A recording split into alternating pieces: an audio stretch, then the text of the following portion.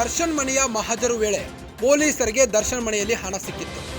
ಸಾಕ್ಷ್ಯ ನಾಶಕ್ಕೆ ದರ್ಶನ್ ಮನೆಯಲ್ಲಿ ಹಣ ಇಟ್ಟಿದ್ದಲ್ಲ ಅಂತ ಸಿವಿ ನಾಗೇಶ್ ವಾದ ಮಂಡಿಸುತ್ತಿದ್ದಾರೆ.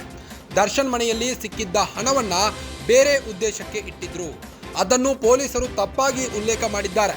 ಇದು ರೇಣುಕಾಸ್ವಾಮಿ ಹತ್ಯೆಗೂ ಮುನ್ನವೇ ತಂದಿದ್ದಂತ ಹಣ ಆಗಿತ್ತು. ಆ ಹಣಕ್ಕೂ ಕೊಲೆ ಕೇಸ್ ನಾಶಕ್ಕೂ ಸಂಬಂಧನೇ ಇಲ್ಲ.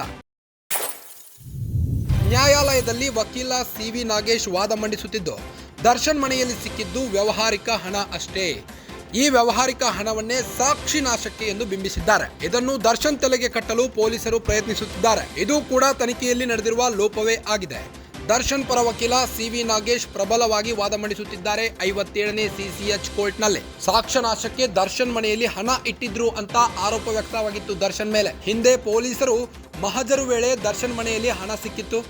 ಇದು ಸಾಕ್ಷ್ಯ ನಾಶಕ್ಕೆ ದರ್ಶನ್ ಅವರು ಹಣ ಇಟ್ಟಿದ್ದು ಅಂತೆಲ್ಲ ಚಾರ್ಜ್ ಶೀಟ್ ನಲ್ಲಿ ಉಲ್ಲೇಖಿಸಿದ್ರು ಪೊಲೀಸರು. ಆದ್ರೆ ಸಾಕ್ಷ್ಯ ನಾಶಕ್ಕೆ ದರ್ಶನ್ ಮನೆಯಲ್ಲಿ ಹಣ ಇಟ್ಟಿದ್ದಲ್ಲ ಅಂತ ಸಿವಿ ನಾಗೇಶ್ ಕೋರ್ಟ್ ನಲ್ಲಿ ವಾದ ಮಂಡಿಸುತ್ತಿದ್ದಾರೆ. ದರ್ಶನ್ ಮನೆಯಲ್ಲಿ ಸಿಕ್ಕಿದ್ದ ಹಣವನ್ನ ಬೇರೆ ಉದ್ದೇಶಕ್ಕಾಗಿ ದರ್ಶನ್ ಇಟ್ಟಿದ್ರು. ಅದನ್ನು ಪೊಲೀಸರು ತಪ್ಪಾಗಿ ಉಲ್ಲೇಖಿಸಿದ್ದಾರೆ ಚಾರ್ಜ್ ಶೀಟ್ ನಲ್ಲಿ.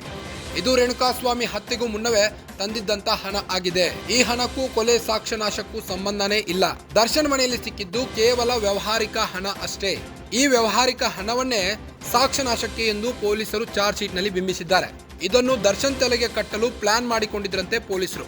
ಇದು ಕೂಡ ತನಿಖೆಯಲ್ಲಿ ನಡೆದಿರುವ ಲೋಪವೇ ಆಗಿದೆ. ದರ್ಶನ್ ಪರ ವಕೀಲ ಸಿವಿ ನಾಗೇಶ್ ಪ್ರಬಲವಾಗಿ ವಾದ ಮಂಡಿಸುತ್ತಿದ್ದಾರೆ. ಎಳೆಯಾಗಿ ಚಾರ್ಜ್ ಶೀಟ್ ನ ಮಾರ್ಕ್ ಮಾಡಿ ವಾದ ಮಾಡುತ್ತಿದ್ದಾರೆ ಸಿವಿ ನಾಗೇಶ್. ಒಂದೊಂದಾಗಿ ಬಯಲು ಮಾಡ್ತಿದ್ದಾರೆ ಪೊಲೀಸ್ ಅವರ ಒಳಸಂಚನ್ನ. ಒಂದೊಂದಾಗಿ ಬಿಚ್ಚಿಡ್ತಿದ್ದಾರೆ ಪೊಲೀಸ್ ಅವರ ಒಂದು ಚಾರ್ಜ್ ಶೀಟ್ ಲೋಪದೋಷಗಳನ್ನ ಸಿವಿ ನಾಗೇಶ್ ಅವರು ಕೋರ್ಟ್ ನಲ್ಲಿ ದರ್ಶನ್ ಪರ ಪ್ರಬಲವಾಗಿ ವಾದ ಮಂಡಿಸುತ್ತಿದ್ದಾರೆ.